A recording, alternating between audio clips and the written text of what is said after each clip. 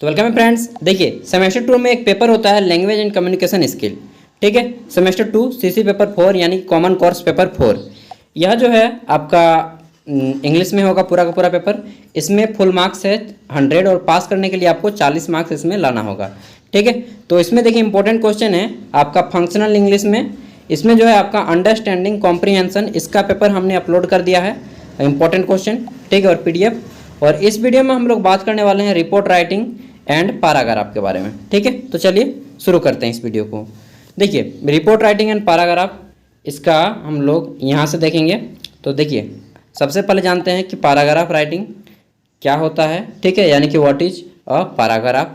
सबसे पहले आपको ये जानना होगा और यहाँ पे पूरा डिटेल में एक्सप्लेन किया गया है।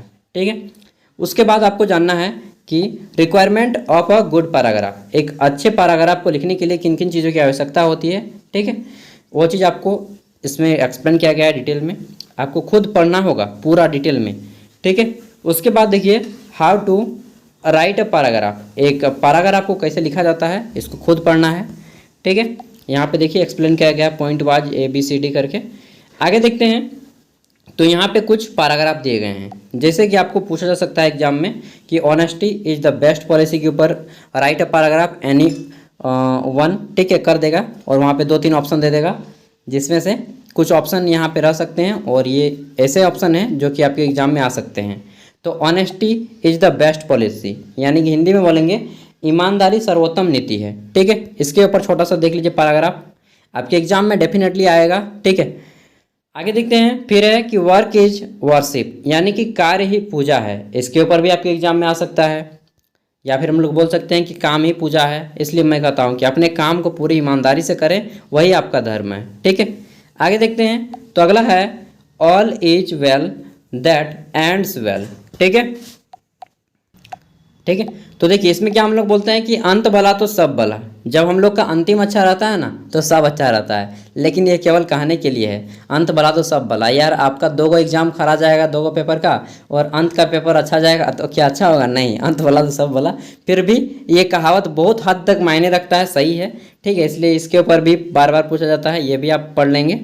आगे देखते हैं, अगला है कि all that glitters is not gold, यानी कि हर चमकने वाली चीज़ सोना नहीं होती। ठीक है, जैसे नोल हर एक मुस्कुराहट मुस्कान नहीं होती, उसी तरह से हर चमकने वाली चीज़ सोना नहीं होती।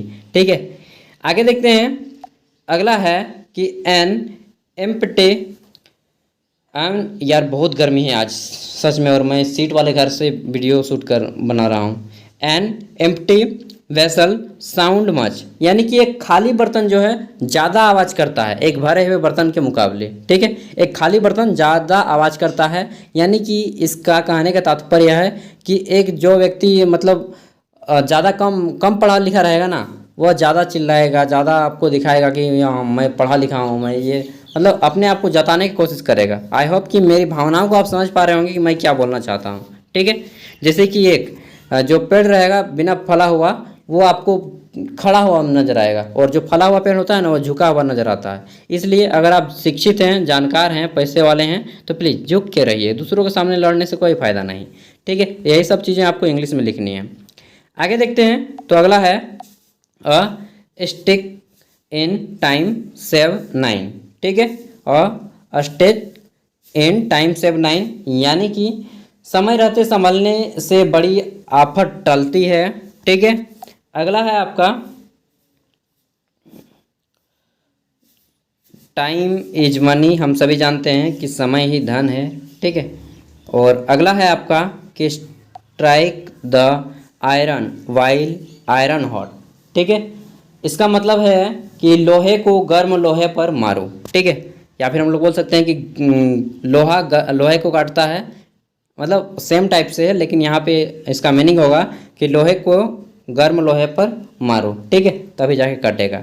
मतलब को जैसा को तैसा हम लोग बोल सकते हैं। तो इन टॉपिक पे आपको जो आ सकते हैं सभी आपको प्रिपेयर करके जाना है घर से। और अंतिम है आपका कि nothing success like success, nothing succeed like success, यानी कि सफलता जैसी कोई चीज़ नहीं होती। ठीक है, तो ये हैं कुछ टॉपिक चुनिंदा जो आपके एग्जाम में आने की संभावनाएं हैं।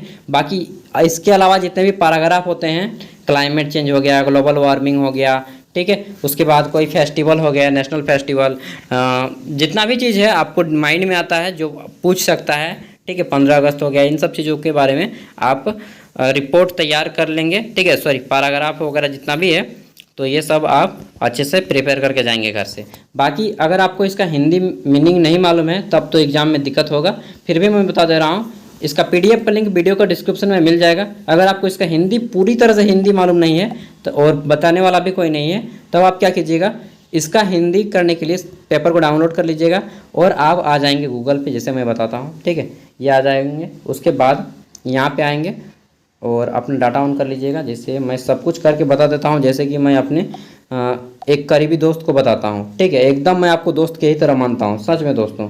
उसके बाद आएंगे गूगल में, डाटा ऑन कर लीजिएगा। यहाँ पे ये जो लेंस आप देख रहे हैं, इस लेंस पे क्लिक करना है और ये आपको जो है ट्रांसलेट कर लेना है, ठीक है। ट्रांसलेट करना नहीं जानते हैं तो चलिए मैं तुरंत जल्दी से आपको बता देता हूँ ट्रांसलेट कैसे करना है।